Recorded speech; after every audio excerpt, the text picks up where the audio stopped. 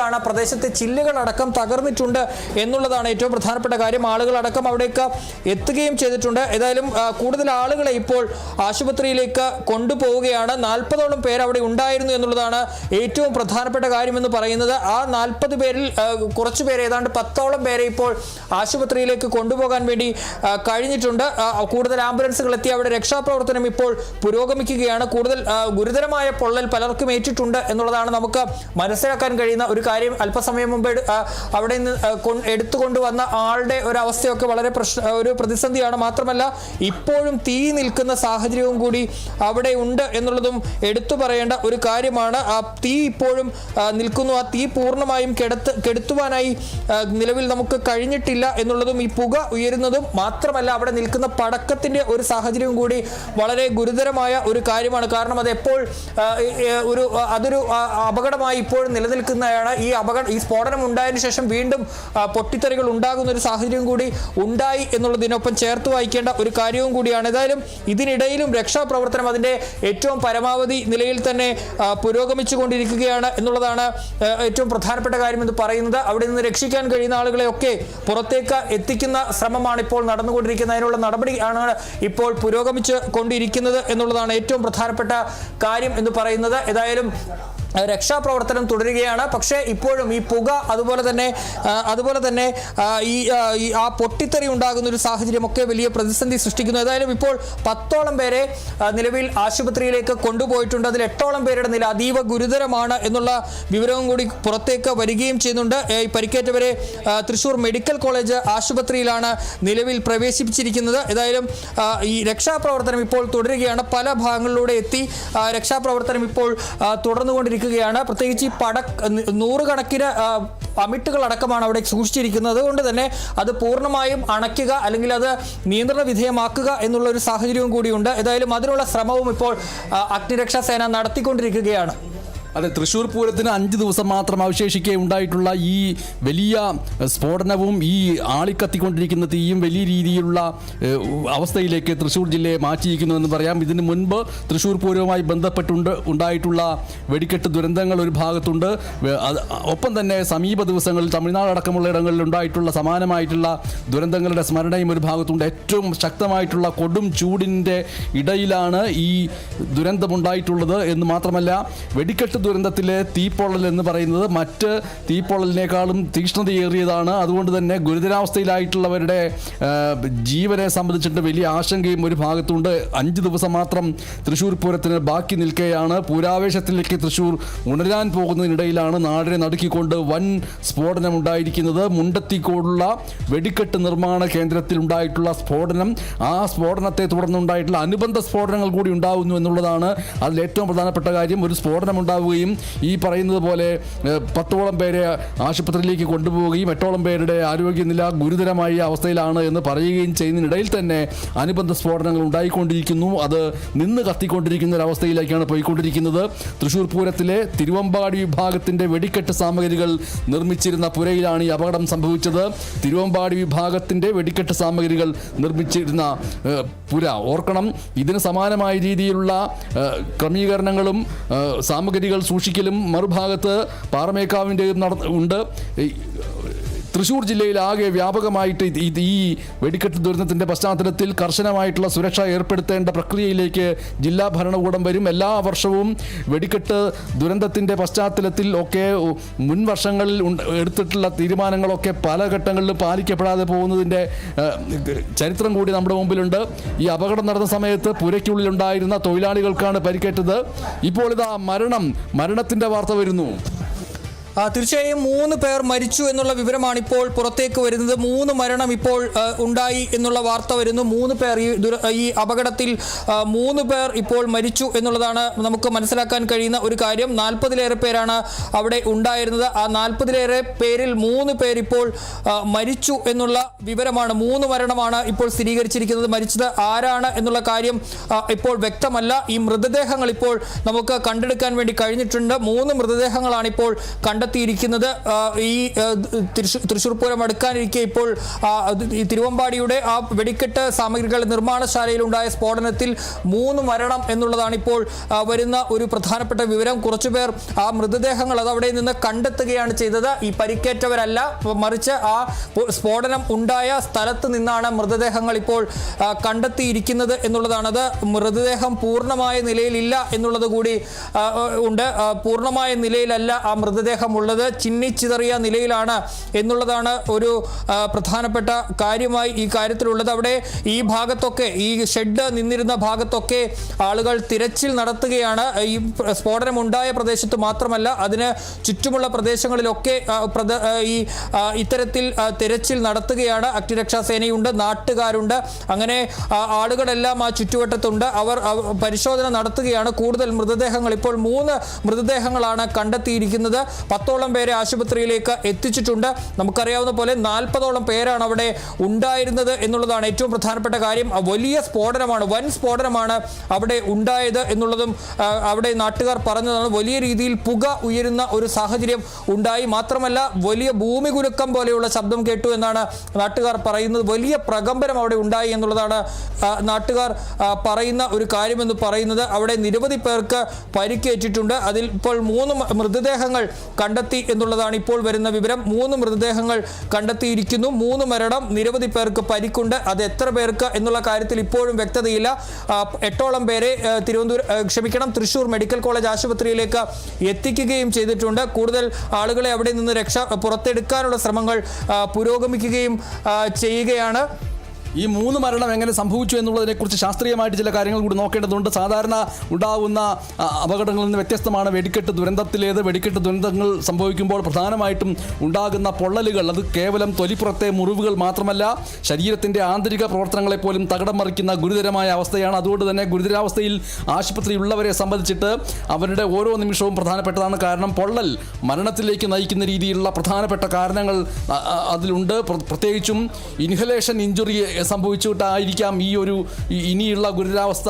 അത് ജീവഹാനിയിലേക്ക് പോകുന്നുണ്ടെങ്കിൽ അത് സംഭവിക്കാൻ സാധ്യതയുള്ളൂ. അങ്ങനെ സംഭവിക്കാതിരിക്കട്ടെ എന്ന് പ്രത്യാശിക്കാം. വെടിക്കെട്ട് ഈ സാമഗ്രികൾ കത്തുമ്പോൾ, അത് പൊട്ടിത്തെറിക്കുമ്പോൾ ഉണ്ടായ പുക, ഒപ്പം തന്നെ രാസവസ്തുക്കൾ, ഇതൊക്കെ ശ്വസിച്ചത് വഴി ശ്വാസനാളം വിങ്ങുകയും ശ്വാസകോശത്തിൻ്റെ ഉള്ളിൽ പൊള്ളൽ ഏൽക്കുകയും ചെയ്ത് ശ്വാസമുട്ടലിനും ഓക്സിജന്റെ ലഭ്യതക്കുറവിനും കാരണമാകുന്നു. പുകയിലുള്ള കാർബൺ മോണോക്സൈഡ് രക്തത്തിൽ കലർന്ന് അതും മരണത്തിന് കാരണമായേക്കാം. അതുകൊണ്ട് തന്നെ ഗുരുതരാവസ്ഥയിൽ ഇപ്പോഴുള്ള ആ വ്യക്തികളെ ചികിത്സിക്കുക എന്ന് പറയുന്നത് അത്യന്തം സങ്കീർണമായിട്ടുള്ള കാര്യങ്ങളാണ്. ഒരേ സമയം തന്നെ പല രീതിയിൽ അവരെ അതിജീവിച്ചെടുക്കുന്നതിന് വേണ്ടിയിട്ടുള്ള ശ്രമങ്ങൾ നടത്തേണ്ടി വരും. ശരീരത്തിൽ വലിയ രീതിയിലുള്ള പൊള്ളലേൽക്കുമ്പോൾ കോശങ്ങളിൽ നിന്ന്, രക്തക്കുഴലുകളിൽ നിന്നൊക്കെ ദ്രാവകം, ഫ്ലൂയിഡ് വൻതോതിൽ പുറത്തേക്ക് ഒഴുകും. അത് രക്തത്തിൻ്റെ അളവ് കുറയ്ക്കും. ഹൃദയത്തിന് രക്തം പമ്പ് ചെയ്യാൻ കഴിയാത്ത അവസ്ഥയുണ്ടാവും. കൃത്യസമയത്ത് ദ്രാവകം ശരീരത്തിൽ എത്തിച്ചില്ലെങ്കിൽ അവയവങ്ങൾ എല്ലാം പണിമുടക്കുന്ന അവസ്ഥയിലേക്ക് വരും. ഇത് മാത്രമല്ല, അണുബാധയും സെപ്സിസും എല്ലാം വരും. ശരീരത്തിൻ്റെ പുറംചട്ടയായിട്ടുള്ള തൊലി രോഗാണുക്കളെ തടഞ്ഞു നിർത്തുന്നത് ഇല്ലാത്ത നിൽക്കുന്ന അവസ്ഥയിലേക്ക് വരും. ആ രീതിയിൽ ഒരു വെടിക്കെട്ട് സാമഗ്രികളിൽ ദുരന്തമുണ്ടായാൽ, അഗ്നിബാധയുണ്ടായാൽ, പൊട്ടിത്തെറിയുണ്ടായാൽ അതിൽ ഗുരുതരാവസ്ഥയിലായിട്ടുള്ളവരുടെ അവസ്ഥ എന്ന് പറയുന്നത് അത്യന്തം സങ്കീർണമാണ്. ഡോക്ടർമാരെ സംബന്ധിച്ചിട്ട് അവരെ ജീവിതത്തിലേക്ക് കൊണ്ടുവരിക എന്ന് പറയുന്നത് അത്രമേ എളുപ്പമല്ല. അതുകൊണ്ടാണ് ഈ 3 മരണവാർത്തയെ നമ്മൾ ഗൗരവത്തോടുകൂടി കാണേണ്ടത്. തീർച്ചയായും വലിയ ഒരു ദുരന്തം തന്നെയാണ്. വളരെ ഗൗരവതരമായ ഒരു അപകടം തന്നെയാണ് ഉണ്ടായത് എന്നുള്ള കാര്യത്തിൽ തർക്കമില്ല. ഇപ്പോഴും ഒരു പ്രതിസന്ധി അത് അവിടെ ഇപ്പോഴും തുടരുകയാണ്. ഇപ്പോഴും ആ സ്ഫോടനം നടന്ന ആ ഷെഡുകൾ പ്രവർത്തിച്ചിരുന്ന ആ ഭാഗത്തേക്ക് രക്ഷാപ്രവർത്തകർക്ക് എത്താൻ കഴിഞ്ഞിട്ടില്ല എന്നുള്ളതാണ് ഇക്കാര്യത്തിൽ ഏറ്റവും പ്രധാനപ്പെട്ട കാര്യം എന്ന് പറയുന്നത്. ആ ഭാഗത്ത് ഇപ്പോഴും പുക ഉയർന്നു തന്നെ നിൽക്കുന്നു. പുക ഉയരുന്നു. സ്ഫോടന ശബ്ദം ഇപ്പോഴും കേൾക്കുന്ന ഒരു സാഹചര്യം കൂടി ആ ഭാഗത്ത് നിന്ന് ഉണ്ട് എന്നുള്ളതാണ്. ഈ മൃതദേഹങ്ങൾ 3 മൃതദേഹങ്ങളാണ് കിട്ടിയത്. അതിൽ ഈ ശരീരഭാഗങ്ങൾ ചിന്നിച്ചിതറിയ നിലയിൽ എന്നുള്ളതാണ് ഏറ്റവും പ്രധാനപ്പെട്ട കാര്യമെന്ന് പറയുന്നത്. അത് തന്നെ ആ സ്ഫോടനത്തിൻ്റെ വ്യാപ്തി എത്രത്തോളം ഉണ്ട് എന്ന് വ്യക്തമാക്കുന്ന ഒരു കാര്യമാണ്. ഏതായാലും ഈ പരിക്കേറ്റവരുടെ എണ്ണം അത് കൃത്യമായി അറിയാൻ കഴിയുന്നില്ല. 8 പേരെ നിലവിൽ ആശുപത്രിയിലേക്ക് കൊണ്ടുപോയി എന്നുള്ളതാണ് മനസ്സിലാക്കാൻ കഴിയുന്ന ഒരു കാര്യമെന്ന് പറയുന്നത്. അവരെ തൃശ്ശൂർ മെഡിക്കൽ കോളേജിലേക്ക് പ്രവേശിപ്പിക്കുകയും ചെയ്തിട്ടുണ്ട് എന്നുള്ളതാണ്. ഏതായാലും ഏതാണ്ട് ഒരു 3:50 ആ സമയത്താണ് ഈ സ്ഫോടനം ഉണ്ടാകുന്നത്. തിരുവമ്പാടി ദേവസ്വത്തിന് വേണ്ടി ഈ വെടിക്കോപ്പുകൾ, ഈ വെടിക്കെട്ടിന് കാണുന്ന അമിട്ടുകളടക്കം, അതുപോലെ തന്നെ മാലപ്പടക്കം, അതുപോലെയുള്ള പടക്കങ്ങളടക്കം നിർമ്മിക്കുന്ന ഒരു ശാലയാണത്. 40ഓളം പേർ അവിടെ ഉണ്ടായിരുന്നു എന്നുള്ളതാണ് നമുക്ക് പ്രാഥമികമായി ലഭിക്കുന്ന വിവരം. അവിടെ രാവിലെയൊക്കെ ആളുകൾ പോവുകയും അതിന്റെ ദൃശ്യങ്ങളൊക്കെ നമ്മളും സ്ക്രീനിൽ ആ ദൃശ്യങ്ങൾ കാണിക്കുകയും ചെയ്തിരുന്നു. അവിടെ തൊഴിലാളികൾ നിന്ന് തൊഴിലെടുക്കുന്നതിന്റെ ഒക്കെ ദൃശ്യങ്ങൾ നമ്മൾ അല്പസമയം മുമ്പ് കാണിച്ചതാണ്. ആ മിട്ടിന്റെ അടക്കം ആ ദൃശ്യങ്ങൾ നമ്മൾ കാണുകയും ചെയ്തിട്ടുണ്ടായിരുന്നു. ഏതായാലും ആ ഘട്ടത്തിൽ അത്തരത്തിൽ 40ഓളം പേർ അവിടെ ജോലി എടുക്കുന്നുണ്ടായിരുന്നു. ഈ ഘട്ടത്തിലാണ് അവിടെ ഒരു 3:45, 3:50 ആ സമയത്തോടു കൂടി അവിടെ ഒരു പൊട്ടിത്തെറി ഉണ്ടാകുന്നത്. വലിയ ഒരു പൊട്ടിത്തെറി ഉണ്ടായി എന്നുള്ളതാണ്. ഉഗ്രമായ ഒരു സ്ഫോടനം അവിടെ ഉണ്ടായി എന്നുള്ളതാണ് ഏറ്റവും പ്രധാനപ്പെട്ട കാര്യം. ആളുകൾ പറയുന്നതനുസരിച്ച് ആ ഭാഗം കുലുങ്ങി വിറയ്ക്കുന്ന നിലയിൽ സ്ഫോടനം ഉണ്ടായി എന്നുള്ളതാണ്. പ്രദേശത്ത് പുക ഉയരുന്ന ഒരു സാഹചര്യമുണ്ടായി. ഈ പാടത്താണ് നമ്മൾ ആ ദൃശ്യങ്ങളിൽ കാണുന്ന പോലെ ഒരു പാടത്തിനോട് ചേർന്നാണ്. അവിടെ നിലവിൽ വീടുകൾ കുറച്ച് ഇപ്പുറത്തേക്ക് മാറിയിട്ടാണ്. ഈ ഷെഡ് ഇരിക്കുന്ന ഭാഗം ഒരു പാടമാണ്. ആ പാടത്താണ് ഈ ഷെഡ് അടക്കം ഒരുക്കിയിട്ടുള്ളത്. അവിടെയാണ് ഇത് പൊട്ടിത്തെറിക്കുന്നത്. ആ സമയത്ത് വലിയ രീതിയിലുള്ള സ്ഫോടന ശബ്ദം കേൾക്കുന്നു. നാട്ടുകാർ അവിടേക്ക് ചെല്ലുമ്പോൾ അവിടെ വലിയ തീയും അതുപോലെ തന്നെ പുകയും ഒക്കെ ഉയർന്നു നിൽക്കുന്ന ഒരു സാഹചര്യമാണ്. ഫയർഫോഴ്സ് അടക്കം അവിടേക്ക് എത്തിയെങ്കിലും അവർക്ക് അതിനരികിലേക്ക് എത്താൻ കഴിയാത്തൊരു സാഹചര്യം അത് ഇപ്പോഴും നിലനിൽക്കുന്നു എന്നുള്ളതാണ്. ഏതായാലും ചുറ്റുമുള്ള നാട്ടുകാരടക്കം അപ്പോൾ തന്നെ അതിന്റെ പ്രദേശങ്ങളിലൂടെ അവിടേക്ക് എത്തിച്ചേരാൻ കഴിയുന്ന എല്ലാ വഴികളിലൂടെയും ആ ഭാഗത്തേക്ക് എത്തി അവിടെ നിന്ന് പരിക്കേറ്റ 8ഓളം പേരെ ആശുപത്രിയിലേക്ക് മാറ്റാൻ അവർക്ക് കഴിഞ്ഞു. പക്ഷേ ചില ഇടങ്ങളിൽ നിന്ന് ആ ഭാഗത്ത് നിന്നൊക്കെ ഈ സ്ഫോടനമുണ്ടായ ഭാഗത്ത് നിന്ന് മാറി പല ഭാഗത്തു നിന്നും ഈ മൃതദേഹ അവശിഷ്ടങ്ങൾ ചിന്നിച്ചിതറിയ നിലയിൽ കണ്ടെത്താൻ കഴിഞ്ഞു എന്നുള്ളതാണ് ഇപ്പോൾ നമുക്ക് ഔദ്യോഗികമായി സ്ഥിരീകരിക്കാൻ അല്ലെങ്കിൽ ലഭിക്കുന്ന വിവരങ്ങൾ അനുസരിച്ച് 3 മൃതദേഹങ്ങൾ മാത്രം അവിടെ നിന്ന് കണ്ടെത്തിയിട്ടുണ്ട്. ഇപ്പോഴും എത്ര പേർക്ക് പരിക്കേറ്റു എന്നുള്ള കാര്യത്തിൽ വ്യക്തത ഇല്ല എന്നുള്ളതാണ് ആശങ്ക ഉയർത്തുന്ന ഒരു കാര്യം എന്ന് പറയുന്നത്. ഏതായാലും അവിടെ കൂടുതൽ ആംബുലൻസുകൾ എത്തിയിട്ടുണ്ട്. അഗ്നിരക്ഷാസേനയുടെ കൂടുതൽ യൂണിറ്റുകൾ എത്തിയിട്ടുണ്ട്. പോലീസ് അടക്കമുള്ള സംവിധാനങ്ങൾ എത്തിയിട്ടുണ്ട്. നാട്ടുകാരുടെ ഒരു വലിയ നിര ആ ഭാഗത്തുണ്ട്. അവരെല്ലാവരും ചേർന്ന് തന്നെയുള്ള രക്ഷാപ്രവർത്തനമാണ് നടത്തുന്നത്. കിട്ടുന്ന ആളുകളെയൊക്കെ ആശുപത്രിയിലേക്ക് വേഗം എത്തിക്കാനുള്ള നീക്കങ്ങളും തൃശൂർ മെഡിക്കൽ കോളേജിൽ അതിനുള്ള സൗകര്യങ്ങളും ഒക്കെ ഒരുക്കുകയും ചെയ്തിട്ടുണ്ട്. ഏതായാലും ആ രക്ഷാപ്രവർത്തനം ഇപ്പോൾ അവിടെ ഊർജിതമായി തന്നെ പുരോഗമിക്കുമ്പോൾ 3 മരണം സംഭവിച്ചു എന്നുള്ള വിവരമാണ് നമുക്ക് ലഭിക്കുന്നത്. ആന്റണി റിപ്പോർട്ട് ചെയ്യുന്ന പ്രകാരം ഈ 3 മരണവും ആ ലൊക്കേഷനിൽ തന്നെ, ഈ അപകടം നടന്ന സ്ഥലത്ത് നിന്നാണ് മൃതദേഹങ്ങൾ കണ്ടെത്തിയത് എന്ന് പറയുമ്പോൾ അതിന്റെ അർത്ഥം അവിടെ വെച്ച് തന്നെ മരണം സംഭവിക്കാവുന്ന രീതിയിലുള്ള വലിയ രീതിയിലുള്ള ഗുരുതരമായിട്ടുള്ള അപകടം നടന്നു എന്നാണ്. അപ്പോൾ സ്വാഭാവികമായിട്ടും അവിടെ നിന്ന് കൊണ്ടുപോയിട്ടുള്ള വലിയ ഗുരുതരാവസ്ഥയിൽ കൊണ്ടുപോയിട്ടുള്ളവരുടെ അവസ്ഥയെക്കുറിച്ചും വലിയ ആശങ്കയുണ്ട്. ഈ സമയത്ത് ഏറ്റവും പ്രധാനപ്പെട്ട ഒരു കാര്യം നമ്മൾ ഓർക്കേണ്ടത്, കേരളത്തെ സംബന്ധിച്ചിട്ട് അതിൻ്റെ ചരിത്രത്തെ സംബന്ധിച്ചിട്ട് നോക്കുകയാണെങ്കിൽ കേരളത്തെ ഞെട്ടിച്ച പുറ്റിങ്ങൽ ദുരന്തം, കൊല്ലം ജില്ലയിൽ ഉണ്ടായിട്ടുള്ള പുറ്റിങ്ങൽ ദുരന്തം സംഭവിച്ച് കൃത്യം 10 വർഷം പൂർത്തിയാവുന്ന നിമിഷങ്ങളിലാണ് ഈ അപകടം നടന്നിട്ടുള്ളത്. കേരളം കണ്ട ഏറ്റവും വലിയ വെടിക്കെട്ട് ദുരന്തമായിട്ടുള്ള പുറ്റിങ്ങൽ ദുരന്തം കൊല്ലത്ത് നടന്നത് 2016 ഏപ്രിൽ 10-നാണ്. ഇപ്പോൾ 10 വർഷങ്ങൾക്ക് ശേഷം 2026 ഏപ്രിലെ ഒരു ദുരന്തമായിട്ട് നമ്മുടെ മുന്നിലേക്ക് വരുന്നു. തീക്ഷ്ണതയേറിയ ഒരു ദുരന്തമാവാതിരിക്കട്ടെ എന്ന് നമ്മൾ വിശ്വസിക്കുന്നു. കാരണം കേരളത്തിൻ്റെ വെടിക്കെട്ട് ദുരന്തങ്ങളുടെ ചരിത്രങ്ങളെല്ലാം ഓരോ തവണയും ഇതിലെ സുരക്ഷാ ക്രമീകരണങ്ങളുടെ അപര്യാപ്തതയെക്കുറിച്ചും അലക്ഷ്യമായിട്ട് പൊതുസ്ഥലത്തും ഒക്കെ ഇത്തരം പ്രവർത്തനങ്ങൾ നടത്തുന്നതിനെക്കുറിച്ചുമുള്ള വലിയ ആശങ്കകൾ മുന്നോട്ട് വെച്ചിരുന്നു. ഓരോ അന്വേഷണ കമ്മീഷനും അതിനുശേഷം നിയന്ത്രണങ്ങൾ വയ്ക്കും. ഇപ്പോൾ ഇതാ വീണ്ടും അതിൻ്റെ ലംഘനം നടന്നിരിക്കുന്നു തെളിയിക്കുന്ന രീതിയിലേക്കാണ് കാര്യങ്ങൾ പോയിരിക്കുന്നത്. ആന്റണി, തീർച്ചയായും അത് തന്നെയാണ്. നമുക്കറിയാവുന്ന പോലെ നിരവധി ദുരന്തങ്ങൾ, അത് സാധാരണ നിലയിൽ ഈ അടുത്ത ദിവസങ്ങളാണ് വിരുദനഗറിൽ ഒരു വലിയ സ്ഫോടനം ഉണ്ടാകുന്നതും ഏതാണ്ട് 23ഓളം പേർ തമിഴ്നാട്ടിൽ മരിക്കുന്നതും. ഏതായാലും അതിന് പിന്നാലെയാണ് ഈ തവണ വലിയ സുരക്ഷയോടുകൂടിയാണ് ഈ അപകടങ്ങൾക്ക് ശേഷം നേരത്തെയൊക്കെ പൂരം ഒരുക്കുന്നത്. ഏതായാലും അത്തരമൊരു ഒരുക്കത്തിനിടയിലാണ് ഇത്തരമൊരു ദുരന്തം ഉണ്ടായത് എന്നുള്ളതാണ് ഏറ്റവും പ്രധാനപ്പെട്ട കാര്യമെന്ന് പറയുന്നത്. ഇപ്പോഴും ഈ പ്രദേശത്ത് പൊട്ടിത്തെറികൾ തുടരുന്നു എന്നുള്ളതാണ്.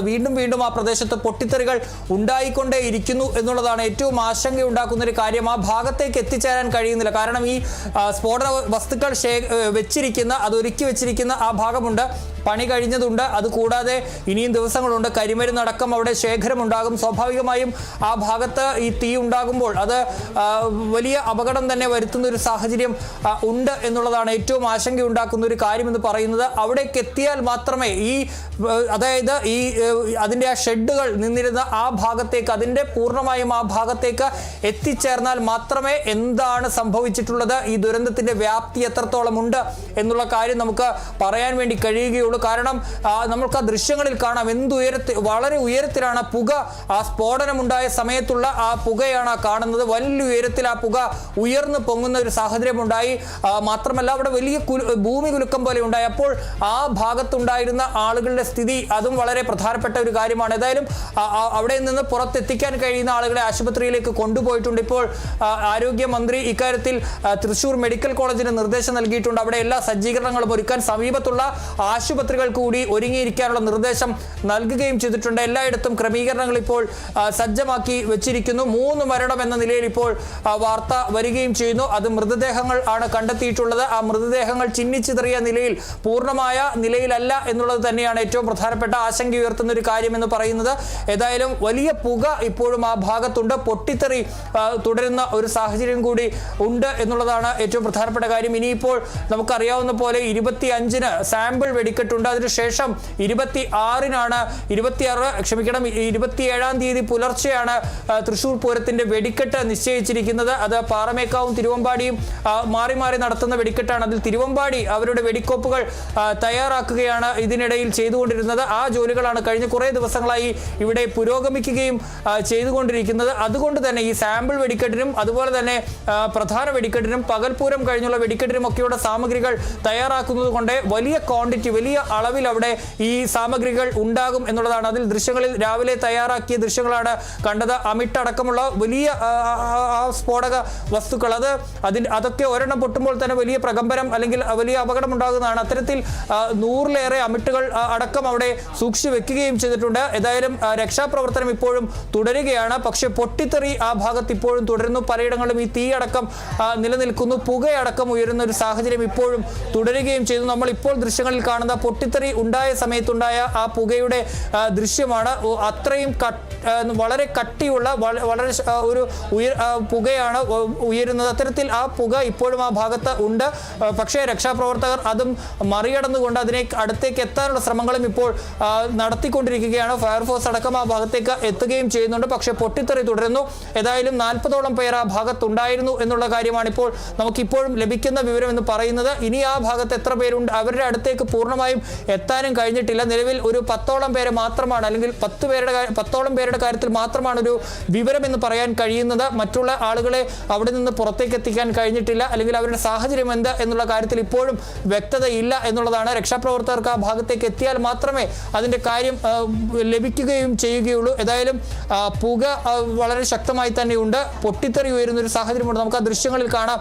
ആ പുക ഉയരുന്നതിനോടൊപ്പം തന്നെ അവിടെ പൊട്ടിത്തെറിക്കുന്ന ദൃശ്യങ്ങൾ കൂടി ആ ഭാഗത്ത് ഉണ്ട്. ഇത് നേരത്തെയുള്ള ദൃശ്യങ്ങളാണ്.